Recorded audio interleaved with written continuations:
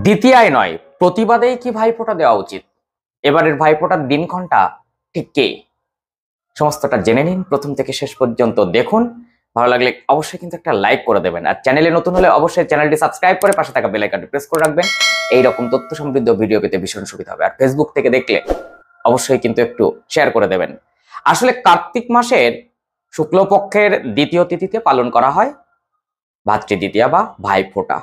সেই অনুযায়ী এই ভাতৃদ্বিতীয়ার নামটাও কিন্তু এইভাবেই পরিচিতি পেয়েছে, এবং আমরা ভাতৃদ্বিতীয়াকে পবিত্র একটি বন্ধন হিসাবে দেখি, যা কিন্তু ভাই বোনের একটা মধুর বন্ধন। তবে অনেক বাড়িতে প্রতিপাদেই ভাইফোঁটা দেওয়ার রীতি কিন্তু রয়েছে। এই জায়গা থেকে আপনার কি অভিমত?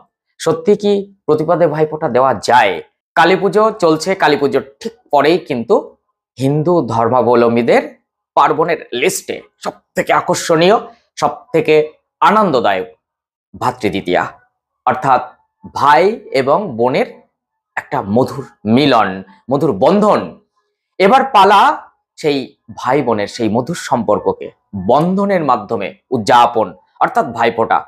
ভাইফোঁটা অর্থাৎ ভাতৃদ্বিতীয়া এই নামটাও কিন্তু ওই কারণে হয়েছে, সাধারণত কালী পুজোর দুদিন পরেই এটা পালিত হয়, এবং কার্তিক মাসের শুক্লপক্ষের দ্বিতীয়া তিথিতে এই ভাতৃদ্বিতীয়া পালন করা হয়। তবে অনেকের বাড়িতে প্রতিপাদেও ভাইফোঁটা দেওয়ার রীতি রয়েছে। প্রতিপাদে হোক বা দ্বিতীয়া, যে তিথিতেই দেওয়া হোক না কেন ভাইফোঁটা, শুভ সময় কিন্তু অবশ্যই দেখে নেওয়া উচিত এবং জরুরি।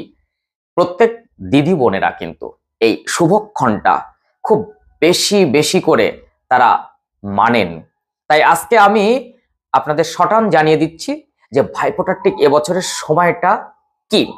অ্যাকচুয়ালি প্রতিপদ শুরু হচ্ছে বাংলা কার্তিক মাসে ৩রা কার্তিক ১৪৩২, ইংরেজি সেটা তারিখ পড়ছে ২১ অক্টোবর ২০২৫ বিকাল ৪:২৫ থেকে।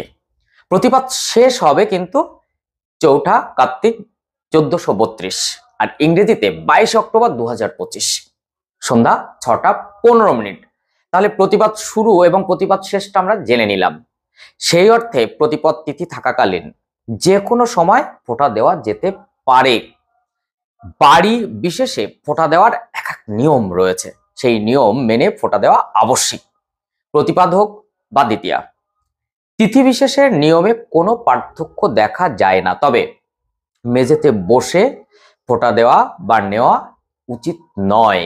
ছোট পিঁড়ি বা আসন, তার ওপর বসে ভাইকে ফোঁটা দেওয়ার চল বা রীতি কিন্তু প্রচলিত।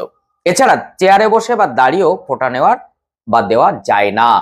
আমিও অনেক অনেক বছর এই চেয়ারে বসে ফোঁটা নিয়েছি। এবার আপনাদের কথা দিলাম, এবার আমি একদম নিচে বসে আসনে বসে দিদির কাছ থেকে ফোঁটা নেব। আপনারাও এই নিয়মটাকে নিশ্চয় মান্যতা দেবেন।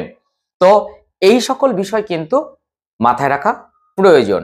তবে ভাই এবং দিদির বন্ধনটা তো শুধু একদিনের জন্য নয়, এটা তো চিরকালীন, এটা আত্মিক। তাই ভাতৃদ্বিতীয়া সবার সুখকর হোক, বয়ে আনুক সুখ সমৃদ্ধি, ভালোবাসার বন্ধনকে আরো মজবুত, আরো আরো শক্তপোক্ত করার এই দিনটিকে একেবারে সাড়ম্বরে পালন করা হোক। এবছর ২০২৫ ভাইফোঁটা আপনার ভালো কাটুক। আমার তরফ থেকে আমার সমস্ত দিদি বোনদের আমি হার্দিক অভিনন্দন জানাই। ছোটদের বোনদের, অর্থাৎ যারা ছোট, তাদেরকে বুক ভরা ভালোবাসা, আর বড়দের প্রণাম জানাই। সবাই ভালো থাকবেন, সুস্থ থাকবেন। ভাই বোন দাদা দিদিরা সারা জীবন সুখে থাকুক, ভালো থাকুক, সুস্থ থাকুক, এই কামনা করি ঈশ্বরের কাছে।